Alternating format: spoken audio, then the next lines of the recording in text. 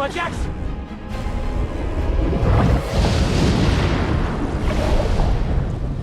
Thank you. You're welcome. Robert Kensington is a veteran deep-sea diver trusted with the most dangerous underwater inspections. After a routine solo dive, he surfaced pale, shaking, and silent, then quit his job on the spot. No argument, no hesitation. Everything about the dive was by the book. Safe depth, clear water, flawless gear. Yet something happened at 180 feet that training couldn't explain. Not a malfunction, not a known marine threat, just a single moment that shattered years of confidence.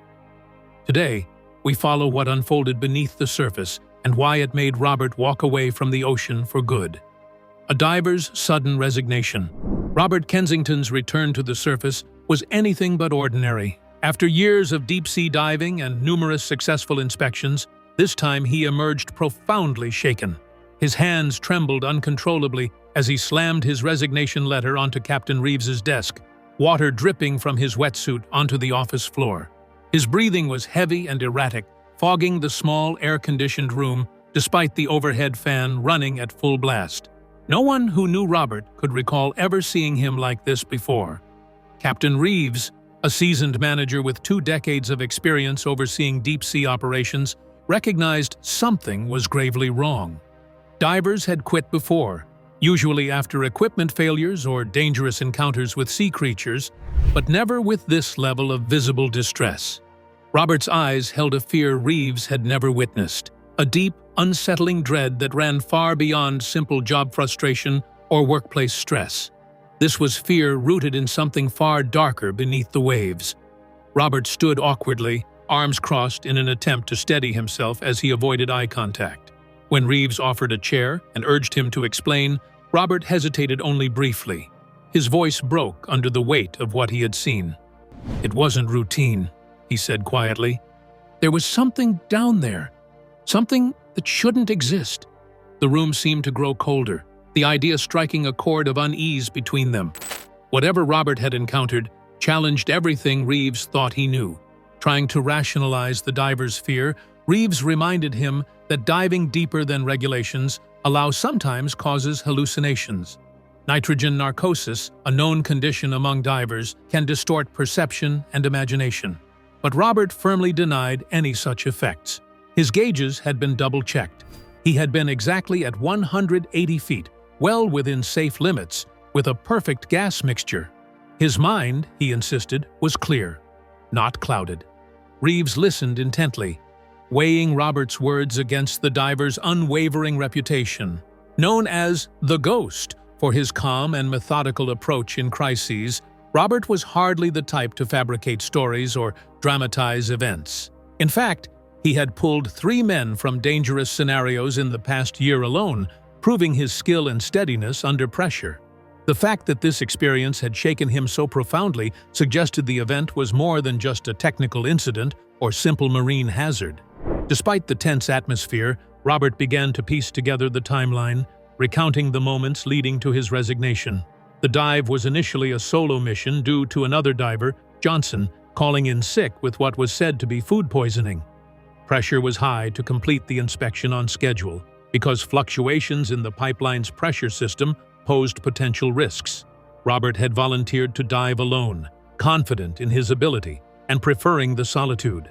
Even now, Robert's bitterness showed through the memories of that day. He appreciated the quiet of solo dives, no radio chatter, no distractions, just him and the water.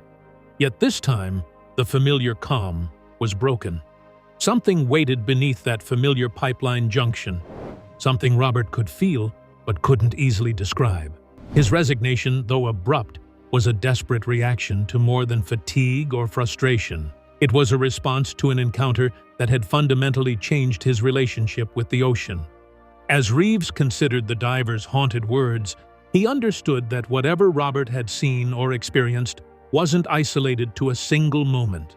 It was the beginning of an unraveling, one that would challenge their perception of safety, reality, and perhaps the ocean itself. That eerie feeling of uncertainty would only deepen as the story unfolded beneath the water's surface, where silence began to swallow every familiar sound. Routine dive turned unusual. The dive began as it always had before, normal, predictable, and well within Robert's expertise. He descended at approximately 1400 hours, his movements practiced and steady. Visibility surprised him with its clarity, extending out to 60 feet, far better than usual for that depth. Schools of amberjack glided by, and curious groupers cautiously observed the newcomer, offering a fleeting sense of comfort amid the vast underwater darkness. Upon reaching the pipeline junction at Sector 7, the purpose of his mission came sharply into focus. Robert precisely timed his inspection, cross-referencing his watch at 14:27 hours to ensure he adhered to his plan. His checklist was methodical. Every crack, corrosion patch, and pressure reading was examined with the rigor only a veteran diver could maintain. So far, the report was flawless. The pipeline showed no signs of damage.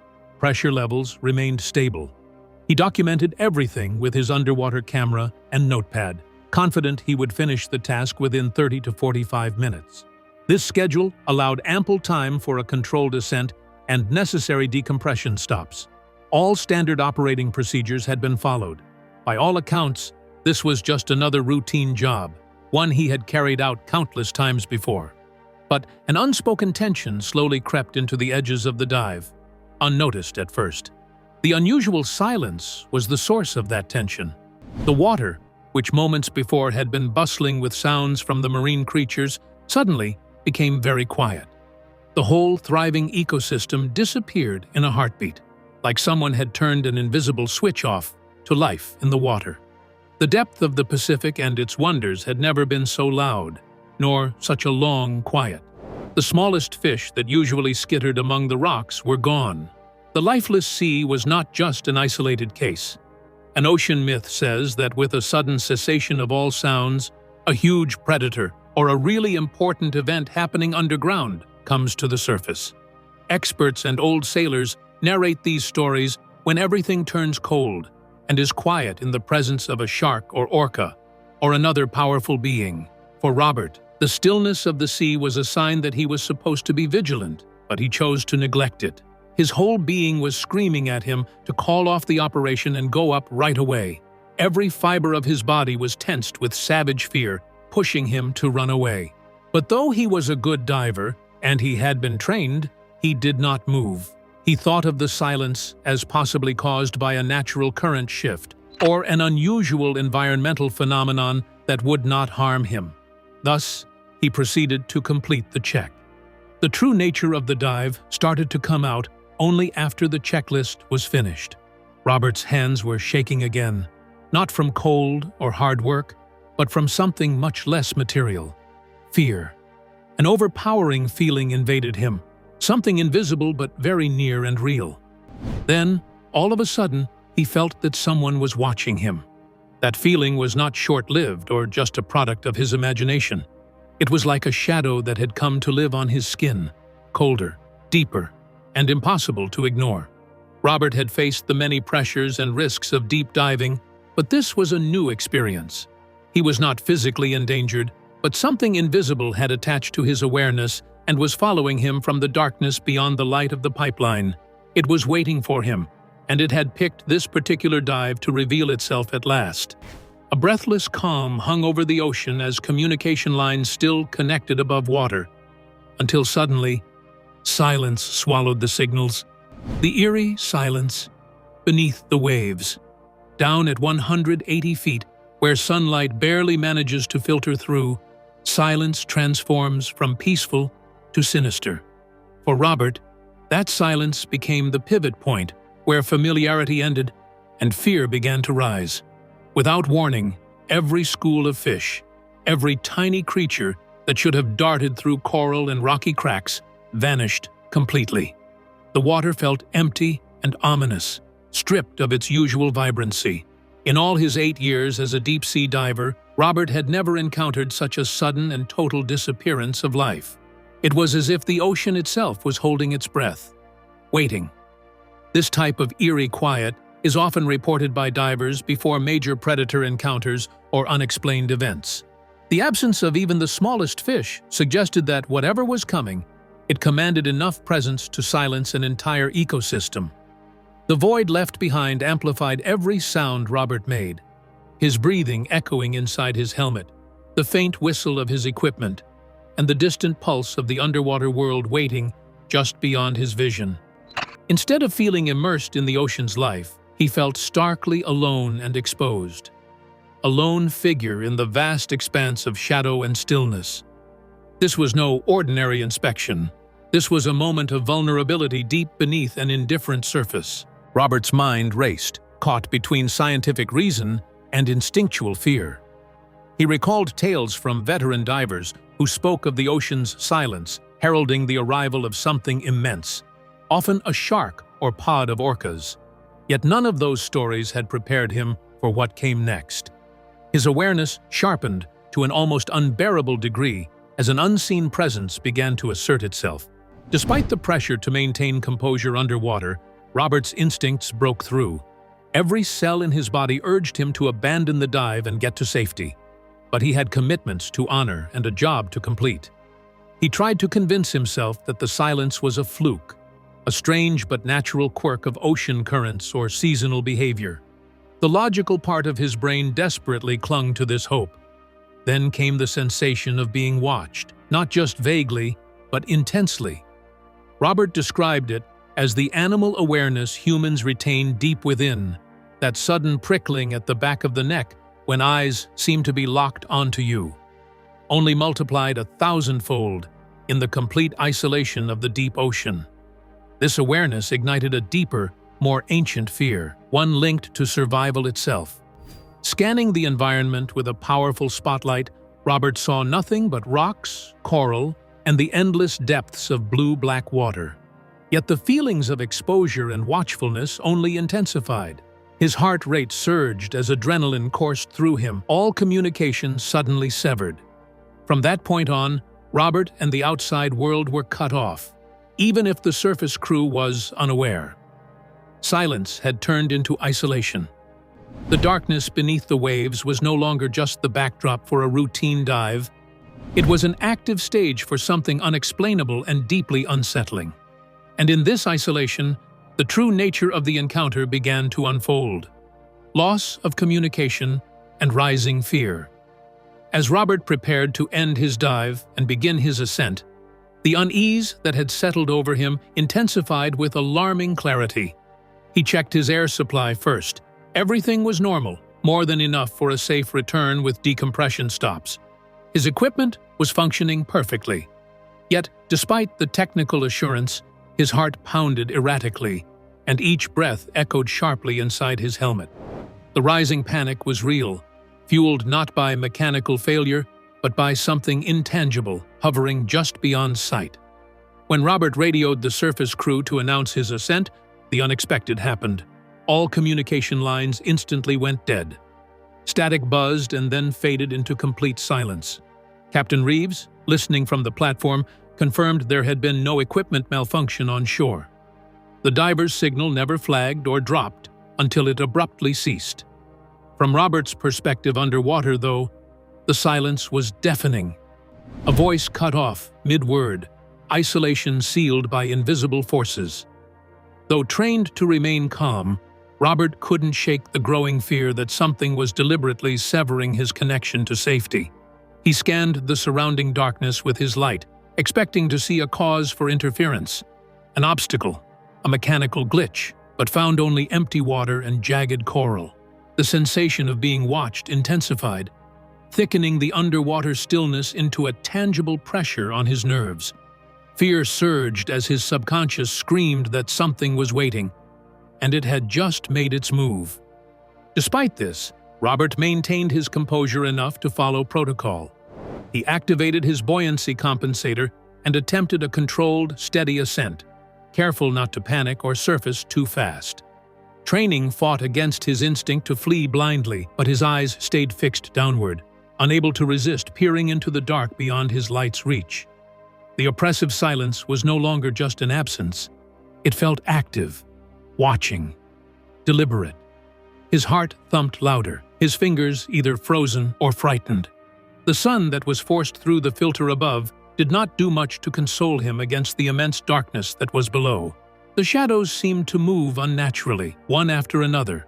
The fear that was coming along with the gradual realization that whatever was there was not just passing by, but observing, calculating, and perhaps even interacting with him in ways that were beyond comprehension. The solitude intensified when Robert's radio was filled with static, and no response was heard. The usual noise he relied on for comfort was gone. The lack of a voice to link him with the surface crew made it feel as if the pit was surrounding him. That silent emptiness had a density greater than water pressure, a strong presence that was about to overcome his determination. Robert continued his way with a blend of determination and fear, knowing very well that an invisible adversary had already won. His gut feeling was to run away, but he couldn't because he was stuck between duty and fear, being watched by the ocean and without any clear way out. Losing communication wasn't just a coincidence, and it was precisely the instant when the unknown became apparent. Even though his mind was repulsed by the idea of alien contact, he still tried to find rational explanations. But the facts were, his equipment was perfect, his procedure was impeccable. Yet he was left without any connection. In the immense depth of the ocean, isolated and unprotected, Robert realized this was not a casual meeting, and it had just started. The strange phenomena lurking below soon revealed itself in a form no one could have predicted. The unexplainable light source. Suddenly, amid the oppressive darkness, Robert noticed a glow. It wasn't the familiar bioluminescence of plankton or jellyfish, nor the flickers of underwater volcanic activity. This was different. An eerie, pulsing light emanating from somewhere deeper beyond his visibility range. The glow was soft, yet vibrant, tinged in blue-green hues that seemed to breathe with an almost intentional rhythm, like a living heartbeat in the abyss. As the light grew brighter and began to ascend toward him, Robert's mind raced to grasp what he was witnessing. It moved too fast to be natural, rising through the shadowy waters with a speed that defied the slow, deliberate movement typical of sea creatures. The regular undulation of known marine life was absent. This light seemed purposeful and controlled, almost intelligent. His training urged him not to panic, yet a primal alarm resonated in his body. He fought the impulse to surface abruptly, and instead continued a cautious descent, watching his depth gauge carefully. Somewhere in that murky distance, the source of the light was advancing rapidly, closing the gap between them like a predator moving unseen through the dark. When he finally spotted it, the creature defied every conventional description of ocean life. It was immense, spanning 15 to 20 feet across, but its form was alien, geometric and angular rather than organic. It didn't resemble whales, sharks, or known cephalopods.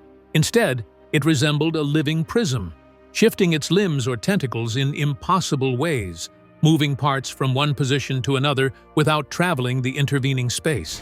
Robert struggled to describe the sensation of watching those disjointed appendages shift. They didn't flow or swim like familiar sea creatures. Their motion was unnatural, even disturbing. The creature's surface seemed to shimmer and flicker like oil on water, reflecting and absorbing light simultaneously. It was an enigma wrapped in the ocean's darkness, a presence both hypnotic and menacing. And then came the face, though face might be a misleading term. It was not familiar or human-like, nor like any animal's visage. Instead, it was a strange, mutable surface that appeared to absorb and scatter light in equal measure. Within that shifting mask, Robert perceived eyes, or at least shapes his brain instinctively recognized as eyes. They were watching him, intelligent and unblinking. That gaze was the moment Robert felt the true weight of the encounter. This entity had not just appeared randomly, it had been observing him deliberately and for a long time.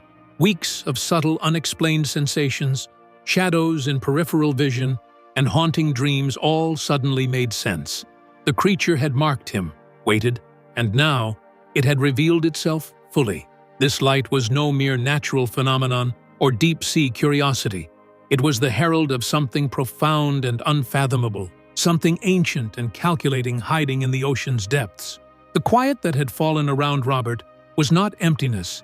It was the silence before a revelation no diver had been prepared for. As the creature's glow pulsed steadily closer, Robert's rational mind gave way to something primal, a mix of terror, fascination, and the overwhelming urge to escape what was now undeniably real. The unsettling glow was only the beginning. Soon, those watching eyes would spark questions no one on the surface was ready to answer. Encounter with the geometric creature. When Robert finally saw the source of the eerie light, what he confronted defied every idea he held about ocean life. The creature was massive, between 15 and 20 feet across, but it lacked any familiar shape. It wasn't a whale, a squid, or a shark. Instead, it appeared almost geometric, as a living puzzle fractured into impossible angles. His attempts to describe it left him grasping at words, as if trying to capture a kaleidoscope that shifted endlessly before his eyes. The creature's limbs, or tentacles, did not move like any marine animal Robert had seen. They didn't undulate in smooth waves like octopus arms or paddle like a turtle's flippers. Instead, these appendages seemed to teleport from one position to another without traversing the space in between, as if following a set of rules alien to physical reality. The dissonance between its movements and anything known unnerved Robert profoundly, twisting his perception of what could exist beneath the sea. Its surface was unlike any living tissue familiar to human eyes. It shimmered with a slick, oily quality, shifting and fluctuating like the thin film of gasoline on water. This sheen absorbed and reflected light simultaneously, creating a disorienting visual effect that made it hard to focus or look away.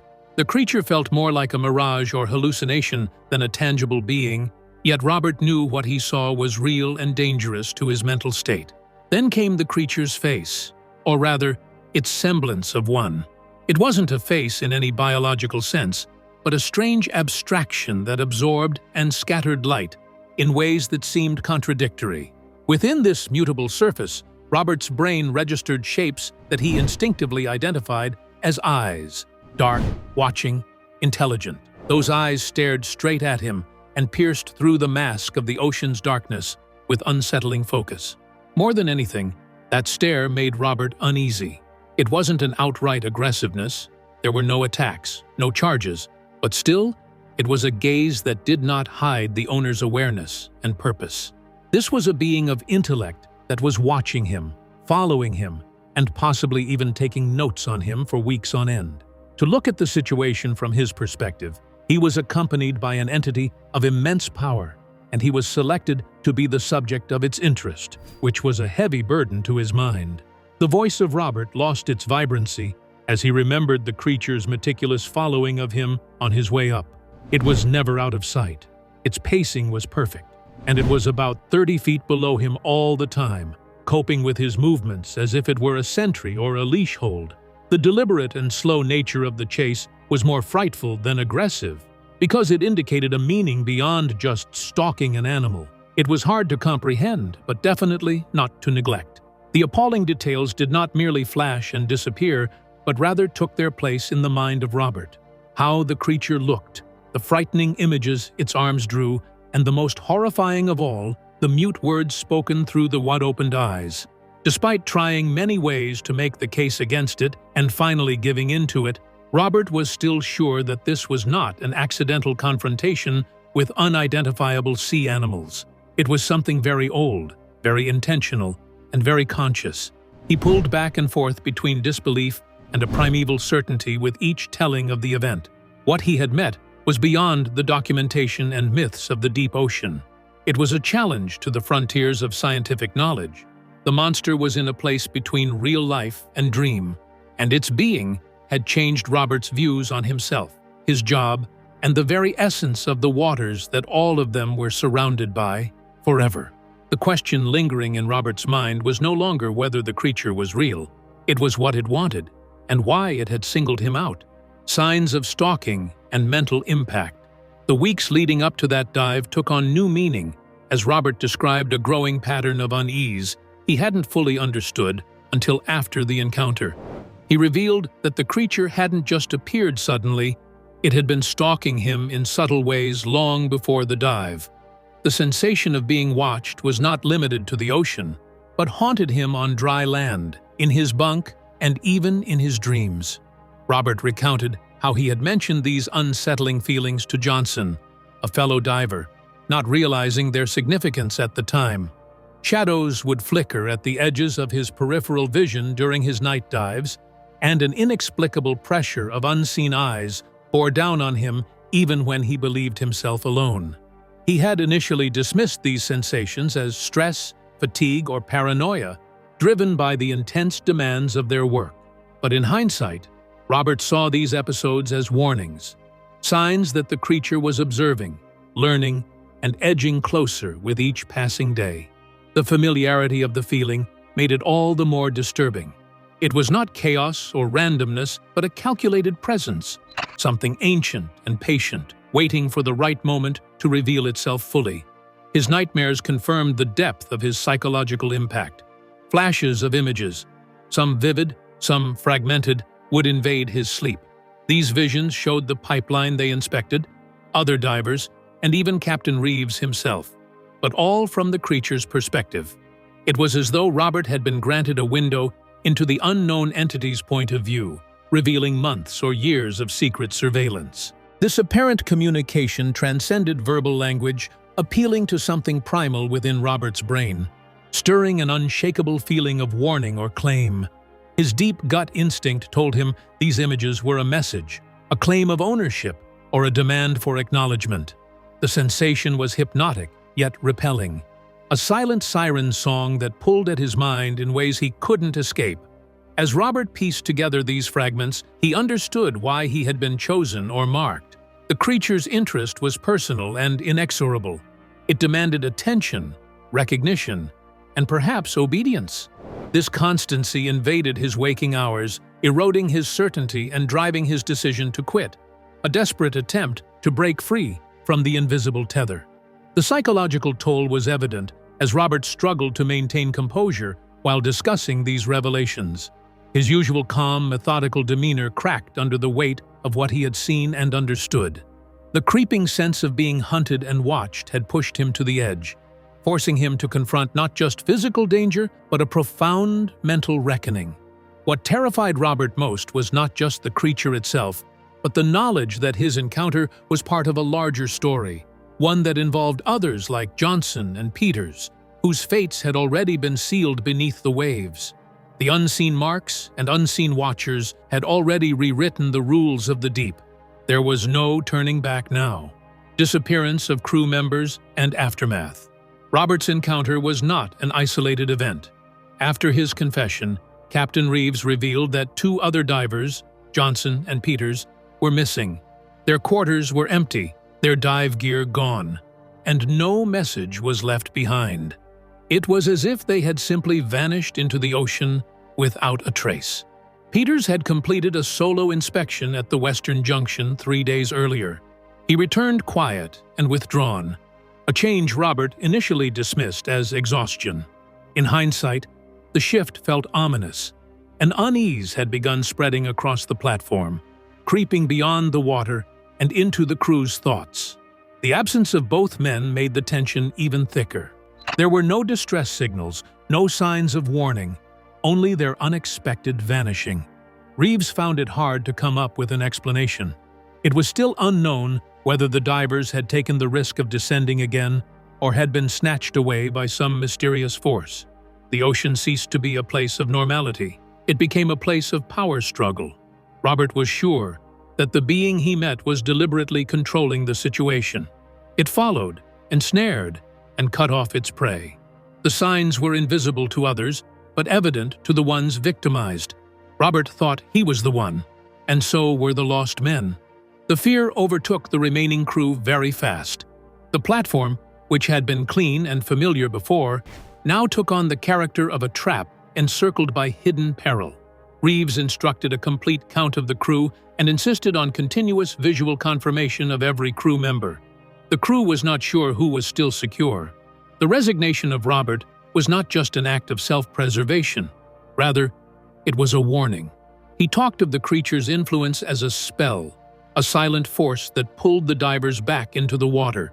There were no coincidences between his experience and the disappearances. They were just the same. The creature lurking below was still watching, still choosing its victims. Robert was ordered by Reeves, before leaving, to take the next supply boat at 6 o'clock in the morning. This was a do-or-die situation. When Robert was leaving, he turned his head slightly towards the dark water beneath. There was still a very slight light from his previous dive in his memory, and it served as a reminder that some creatures never forget in the ocean. If you've been captivated by Robert's harrowing experience, remember that some mysteries of the deep remain unsolved and may be best left undisturbed. This story shows us how fragile human courage can be when faced with the unknown. If you're ready to dive deeper into stories that blur the line between fear and fascination, watch the next video appearing on your screen. Be sure to like and subscribe for more chilling encounters beneath the waves. Thanks for watching, and stay curious but cautious.